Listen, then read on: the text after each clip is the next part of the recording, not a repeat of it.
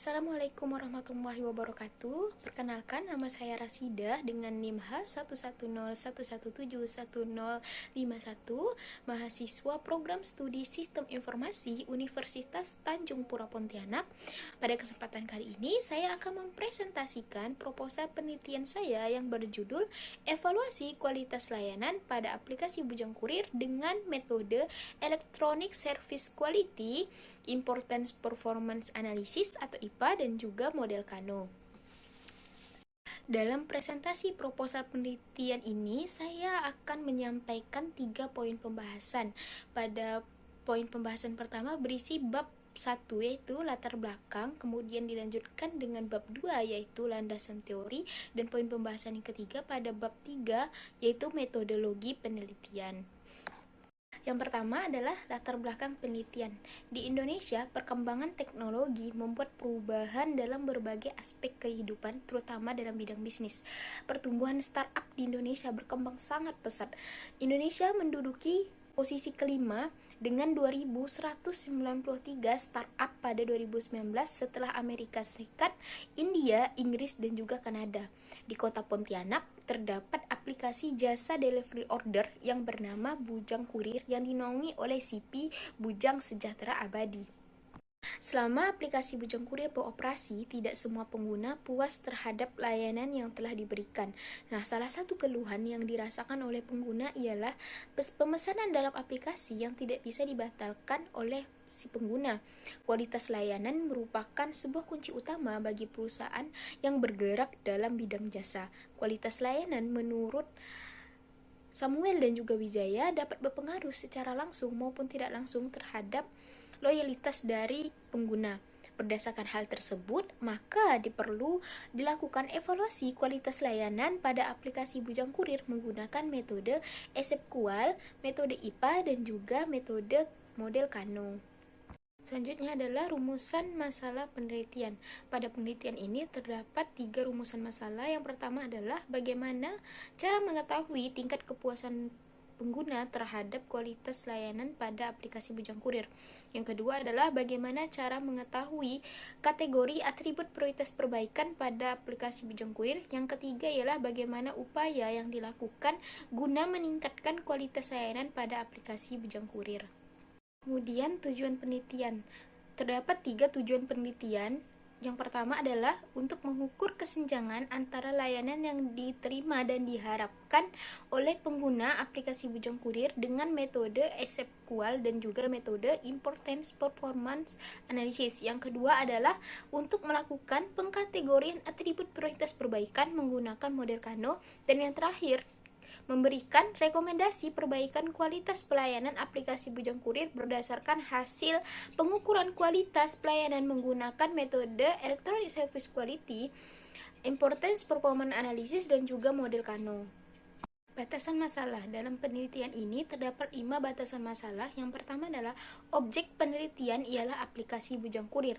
Kemudian yang kedua, analisis dilakukan menggunakan metode SFQual, IPA, dan juga model Kano. Yang ketiga, penelitian ini berfokus untuk mengukur kualitas pelayanan pada aplikasi Bujang Kurir. Yang keempat, penelitian ini terbatas pada pengguna yang menggunakan aplikasi Bujang Kurir di kota Pontianak.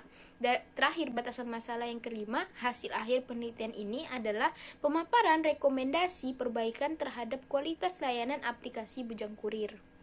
Selanjutnya adalah manfaat penelitian. Nah, manfaat penelitian yang pertama, bagi pihak Bujang Kurir, penulis berharap penelitian yang dilakukan bisa bermanfaat untuk meningkatkan kualitas jasa delivery order online yang dioperasikan sehingga kepuasan pengguna akan meningkat. Yang kedua adalah bagi pihak akademik, penulis berharap penelitian ini dapat bermanfaat sebagai tambahan referensi peneliti selanjutnya pengukuran kualitas pelayanan menggunakan metode SQL, metode IPA, dan juga model Kano. Yang ketiga adalah bagi peneliti, penelitian ini bermanfaat untuk menambah wawasan dan ilmu bagi peneliti lain terhadap pengaruh kualitas pelayanan terhadap kepuasan pengguna. Selanjutnya adalah landasan teori penelitian. Yang pertama, kualitas layanan. Dalam Kamus Besar Bahasa Indonesia atau KBBI, kualitas sendiri diartikan sebagai tingkat baik atau buruk dari sesuatu. Nah, sedangkan menurut Kasmir, pelayanan merupakan usaha seseorang atau organisasi yang bertujuan untuk memberikan sebuah rasa puas kepada pengguna, sama rekan kerja, atau kepada pemimpin. Nah, dari pengertian tersebut dapat disimpulkan kualitas layanan adalah tingkat layanan terkait pemenuhan harapan dari pengguna. Artinya, layanan bisa disebut berkualitas jika dapat memenuhi kebutuhan dari penggunanya. Selanjutnya adalah kepuasan pengguna. Kepuasan atau satisfaction terdiri dari dua kata, yaitu statis dan juga fasio. Menurut Kotler dan Keller, kepuasan merupakan sebuah rasa senang atau kecewa dari individu yang timbul setelah melakukan perbandingan kinerja yang telah ia persepsikan dari sebuah produk terhadap ekspektasi awal yang ia harapkan. Nah, kepuasan pengguna akan terwujud jika kinerja yang telah dipersepsikan oleh pengguna berbanding lurus dengan ekspektasi awal yang ia harapkan dari produk yang digunakan. Landasan teori selanjutnya adalah aplikasi bujang kurir. Aplikasi bujang kurir sendiri merupakan sebuah aplikasi yang bergerak dalam bidang delivery order online. Nah, aplikasi bujang kurir dinaungi oleh CP Bujang Sejahtera Abadi, yang dimana aplikasi ini menawarkan dua layanan utamanya, yaitu pesan makanan dan juga ambil antar barang yang sudah berbasis online. Nah, landasan teori selanjutnya adalah metode SQL. SQL adalah singkatan dari Electronic Service Quality. Santos mengemukakan Electronic Service Quality ialah pengukuran secara umum dan juga memberikan sebuah evaluasi kelemahan dan juga kelebihan dari kualitas layanan pada pasar virtual. Nah, SQL sendiri merupakan pengembangan versi dari metode SQL. Di dalam metode Electronic Service Quality ini terdapat 8 dimensi menurut ZHAM. 8 dimensi tersebut adalah: pertama adalah desain situs web, yang kedua adalah keandalan, yang ketiga daya tangkap, yang keempat keamanan, yang kelima pemenuhan, yang keenam personalisasi, yang ketujuh informasi, dan juga yang kedelapan adalah empati. Nah, dalam setiap dimensi-dimensi ini akan terdapat beberapa atribut-atribut yang termasuk di dalamnya. Landasan teori selanjutnya adalah Importance Performance Analysis atau disingkat sebagai IPA. Nah, Santoso dan juga Azwar menyatakan IPA merupakan teknik yang digunakan untuk mengidentifikasi atribut produk yang paling dibutuhkan dari sudut pandang pengguna.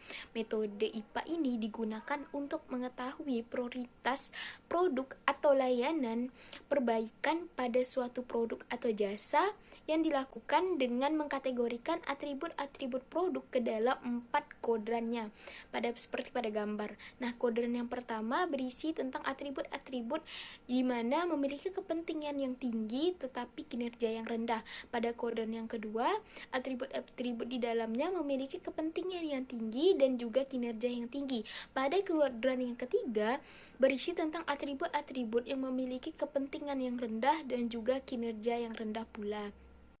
Kodran yang terakhir dalam metode IPA adalah kodran keempat, di mana pada kodran ini berisi atribut-atribut yang memiliki kepentingan yang rendah tetapi memiliki kinerja yang tinggi.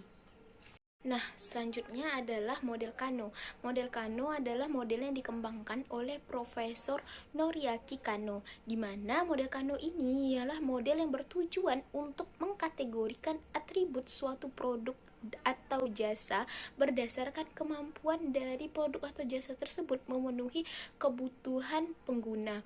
Nah, di dalam model Kano sendiri terdapat beberapa atribut layanan di dalamnya menurut Irianti dan juga Widiawan. Nah, atribut itu terbagi menjadi 6. Yang pertama adalah kategori must be requirement, yang kedua adalah kategori one dimensional, yang ketiga adalah kategori atraktif, yang keempat adalah kategori indifferent, yang kelima adalah kategori questionable, yang keenam adalah kategori reserve. Selanjutnya adalah integrasi metode IPA dan juga metode Kano. Nah, integrasi metode IPA dan model Kano ini dilakukan untuk mengetahui apa yang perlu ditingkatkan secara efektif dan tegas, serta merumuskan prioritas strategi dalam penyelesaian indikator-indikator yang perlu dipertahankan dan ditingkatkan dengan cara mengkombinasikan hasil dari kodran IPA dengan kategori Kano untuk setiap indikator di dalamnya atau atribut di dalamnya. Metode IPA dan Kano ini dapat memberikan keputusan strategi yang tepat juga tegas untuk menghindari akhir keputusan yang beresiko salah atau tidak tepat. Pembahasan selanjutnya adalah bab 3, yaitu metodologi penelitian. Kerangka kerja pada penelitian ini menggunakan kerangka framework Hefner, di mana kerangka kerja ini terbagi menjadi 3 kategori. Yang pertama adalah environment, yang kedua adalah IS research, yang ketiga adalah knowledge base. Yang pertama yaitu environment atau lingkungan, yang terbagi menjadi organisasinya yaitu sipil, bujang sejahtera abadi, kemudian teknologi yang digunakan yaitu bujang kurir. Selanjutnya adalah knowledge base. Knowledge base pada penelitian ini pengetahuan dasarnya yaitu mengenai Electronic Service Quality atau ESEQUAL, kemudian metode IPA, kemudian metode atau model Kano, dan bujang kurir. Nah, metode dalam penelitian ini yang digunakan yaitu yang pertama adalah ada wawancara, kemudian akan dilakukan observasi, dan akan ada proses pengisian kuesioner, dan data akan diproses dengan menggunakan metode ESEQUAL, metode IPA, dan juga model Kano. Nah, selanjutnya adalah IS research atau langkah-langkah dalam penelitian. Yang pertama adalah identifikasi masalah yang ada, kemudian akan melakukan pemahaman mengenai metode yang digunakan.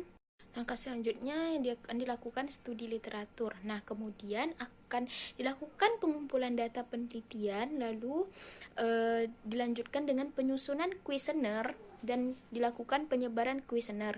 Nah, kemudian data akan diolah yang dimulai dengan uji validasi data reliable data kuesioner. Nah, setelah data sudah valid, akan dilakukan analisis kualitas pelayanan dengan menggunakan metode ESEQUAL berdasarkan dimensinya.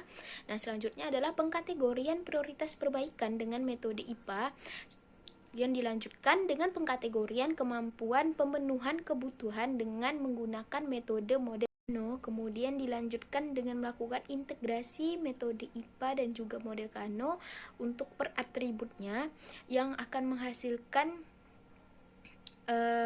hasil akhir berupa usulan perbaikan kualitas layanan berdasarkan ketiga metode sebelumnya, yaitu metode ESEQUAL, metode IPA, dan juga metode Kano.